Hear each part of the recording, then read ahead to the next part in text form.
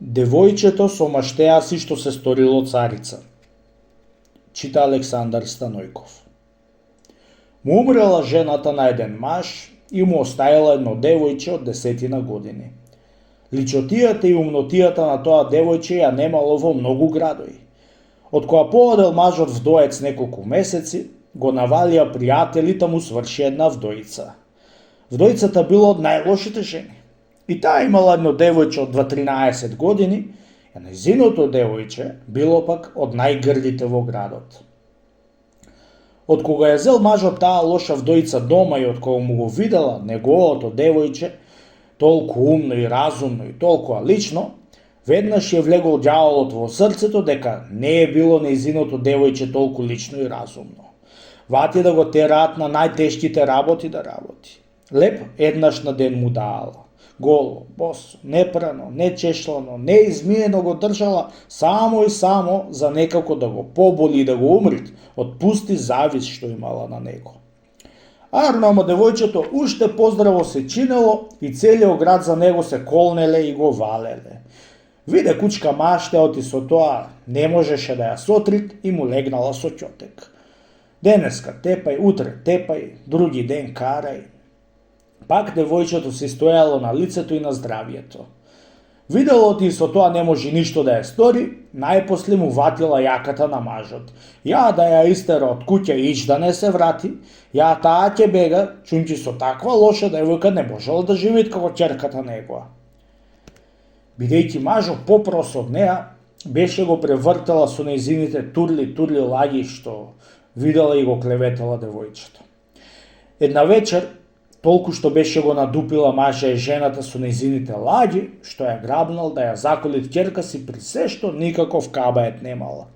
Станала таа и го укротила мажа за да не ја колит, да не го земит греот, ами да ја однесит во некоја планина и тамо да ја оставит. Утрото рано му месила едно кравејче и ја испрати паштерка со татка да ја загуби во некоја планина. Ај, ќерко, земи го кравајчево, му рекол татко и картава вино и свеќиве со темјано, да оиме од мајка ти гробот да ја пееме 9 години. Со голема радост сирото девојче тргна по татка си да одит како некоја јагне на заколување. Оделе цел ден и цела ноќ, дури дошле во некоја пустелија до некој извор. Извел татко е кравајчето ѓоа да го видит и сторил ѓоа сгрешил, да го отркалил на удолништето. Трчи, ќерко, му рекол, вати го кравајчето и донеси го овде, да јас ќе појдам за дричката в село еден час да го викнам попоза да ни го пеит гробот. Отрчало сиротото девојче и го зело кравајчето, си седнала до изворчето. Целиот ден што чекала татко си да донеси поп гладна. На смрачување станала да одит преку ричката кај што беше заминал татко и да види да не нешто сидит. Арно туку беше се стемнило и од страв се вратило пак кај изворот. До изворот беше имало една шуплива пењушка колку да берит натре еден човек и си влеголо во пењушката девојчето да си спиет без да јадит леп, чунчи се надејало за уторото да дојди татко е со попот за да му пеат на гробот од мајка е. Целата ноќ што не спало сирото девојче, само плакало и Бога молело. Се разденило и пак до вечерта чекало гладно и се уверило ти татко е ја загинал низ планината и сакал да ја остави да загине. Вечерта скршило од кравајчето и вечерала малку, се напило од виното малку и позаборајала од стравовите што имала во таа пуста планина, да си влегла во пењушката и поспала малку. Другиот ден бајање се опечалила да најдит пат и да тргнет за дома. Арно, ама чунки ноќе беше однесол татко е тамо, никако не можеше патот да го сетит за која страна да се оправит. Цел ден така наоколу шетала и навечер пак кај изворот идела и во пењушката си легнала. Едно утро рано, кога беше ја огреало сонцето право во пењушката, си намислила за таткоата си куќа кога е греело сонцето во пенџерето и како се чешлала и рано в црква си одела кога е била жива мајка е. Мислејќи си сирота така, многу беше плакала, дури со глас си тажела и си редела маќите себешно. Во тоа време царот син му шетал во таа планина за лов и му се припило вода, да беше се приближал кај изворот да се напиет вода.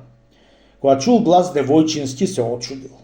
Се приближал поблизу до извора и усетил оти девојче имало во шупливата пењушка.